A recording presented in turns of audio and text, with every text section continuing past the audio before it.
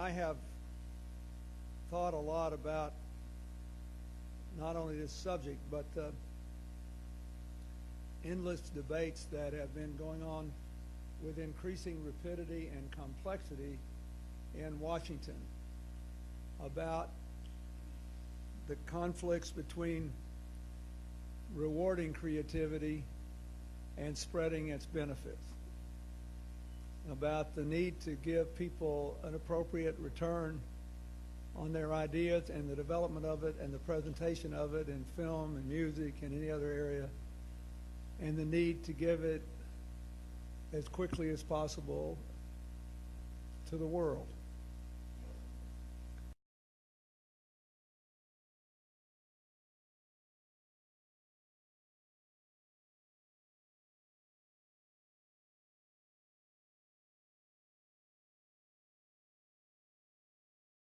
We know that what has been a big spur to Americans' creativity is, of course, the creativity from all of our people that comes up from our streets and comes out of our universities and film areas, but it's really immigration that has fueled this, and the ability to attract great and creative people in all forms of endeavor, from arts and culture, science and technology, and making sure that we don't just think of creativity as something that comes out from on high.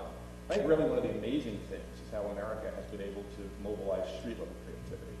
You know, the whole thing that so many of our creative people didn't finish college. Many of them come from neighborhoods like New Orleans or parts of New York City or any of our great cities, Detroit. I think making direct investments, empowering our cities, and keeping our country open doors are the three things that we're doing.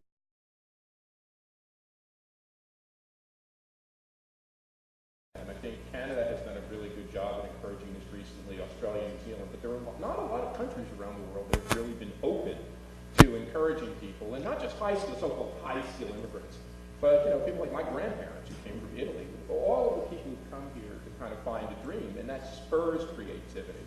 And I think government should remain open, not only invest in creativity, but keep our doors open to creativity around the world.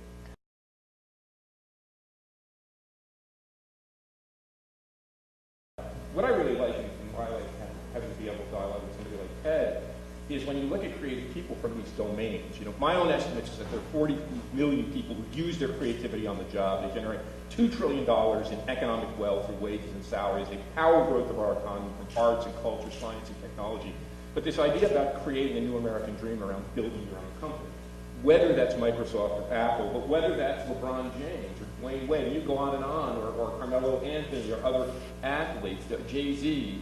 There's a young woman we just read about today who has a course in Harvard looking at creative people, but it's matching that creative skill, which I think everyone has, with the ability to make that an economic impact. And if you look at great creatives, they're often paired with someone who helps them turn that creativity into a business. And I think mechanisms to help us do that, to add management skill and business skill right in our schools, to train young people that it's not just enough to have a great creative talent. You have to find an economic, entrepreneurial way to challenge that, and that means a team. I think those are the things we can do to boost it.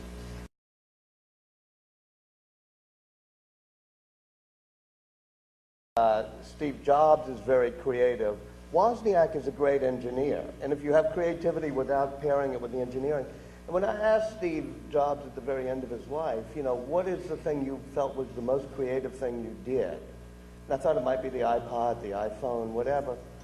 He said, no, it was creating Apple, because creating a product or some new idea is pretty hard.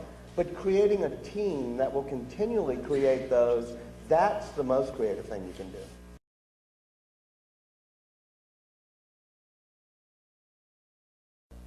How would you define creativity? I think creativity is, the catapult, the idea. All of a sudden the light bulb goes off. And you create the idea, and then creativity becomes, in my industry, teamwork. Because everybody in my industry brings something to the equation.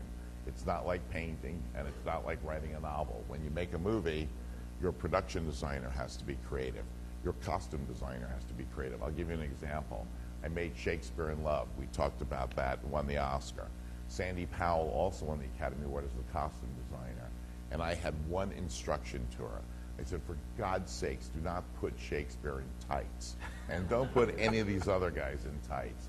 So she developed a pantsuit, you know, and if you watch the movie, it's very masculine, you know, you know, and everybody wears it.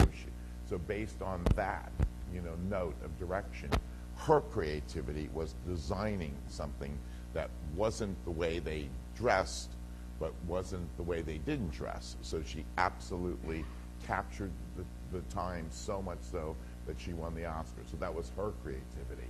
And then the cameraman is his creativity, and then the music, and the director, and the actors, and, you know, so when you make a movie, it's, you know, the light bulb starts with the writer, I mean, with the script, or somebody has an idea, and then we go to a writer, but everybody brings their creativity to the process, and it's the director, you know, and the producer, you know what I mean, who monitor, you know, I mean, that process. So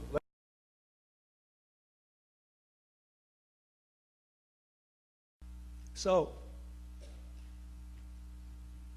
we got a lot to learn, and the creators have to lead us there.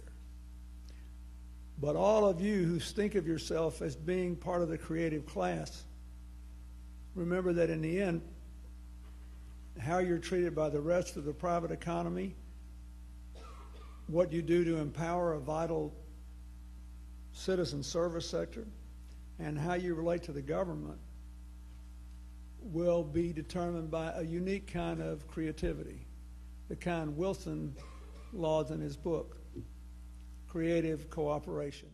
So one thing that will not change, I think, is that the future will reward more richly those who are both creative and cooperative. And we're all going to have to be curious for our lifetimes, because none of us are going to know enough to make good decisions.